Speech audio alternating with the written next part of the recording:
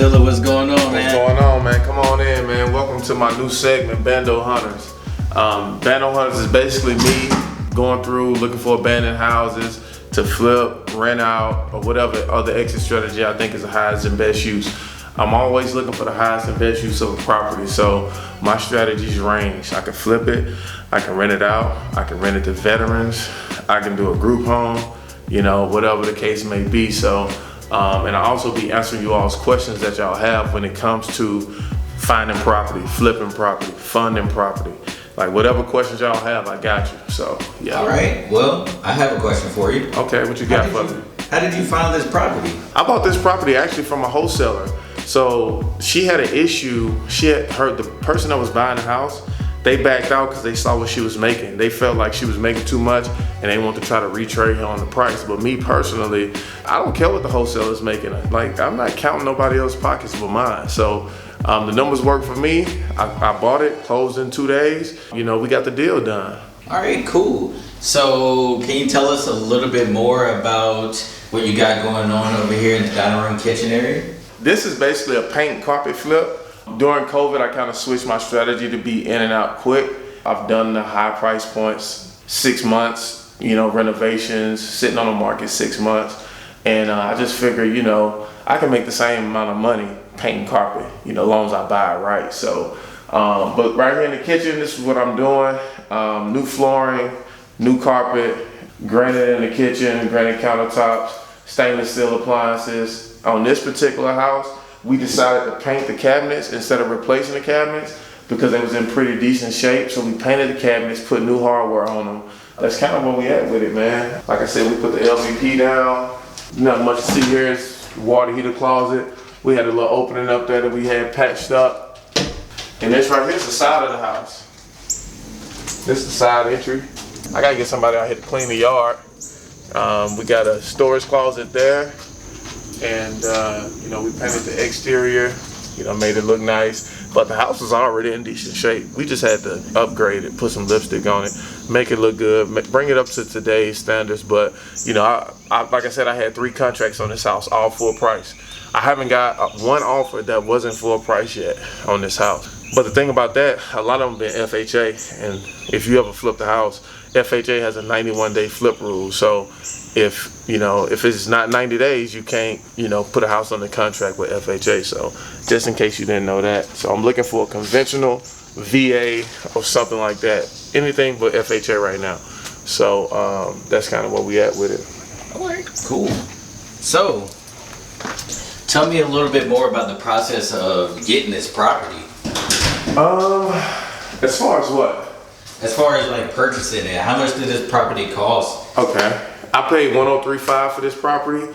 I use a private money lender, a guy that I met just networking. You know, he believed in what I was doing. I had a track record, you know, so I'm pretty sure he looked me up and everything. And my private money lender helped fund this deal. It's all, like I tell people, it's all cumulative. So you gotta have relationships with wholesalers. I'm looking myself, but I can't be everywhere. So I do buy from wholesalers. I do pick up my own properties that I find myself. And I cultivate relationships with people who could potentially be private lenders. The more money you have, the more deals you can do. This is a 3-bedroom, 2-bath. And this is this was bedroom number 1. 11 by 11 and a half. Nothing really much to see here. Painted the room, carpet, painted the baseboards, you know. We did replace some trim where it was damaged, but you know, not all of it. This bedroom right here, doesn't have a light, but it's a light in the closet. Go figure. Yeah.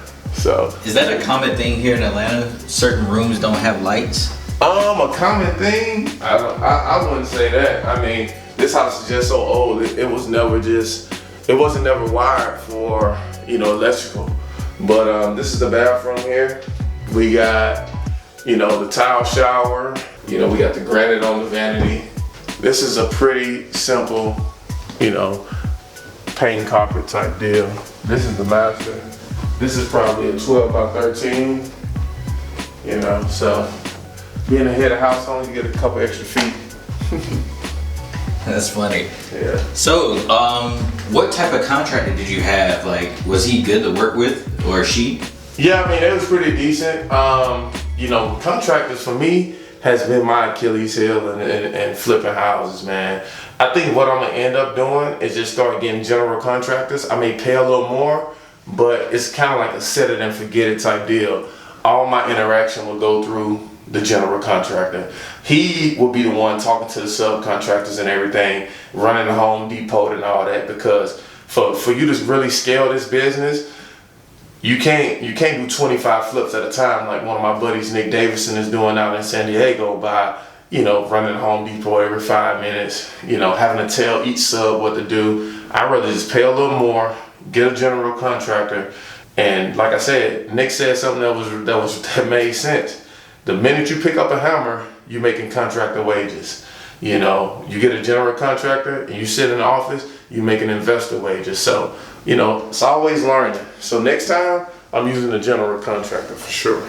Okay. How did you find your contractor? Or how do you normally find your contractors? I go to Home Depot. You know, I was at Home Depot yesterday. Today's Monday, yesterday was Sunday.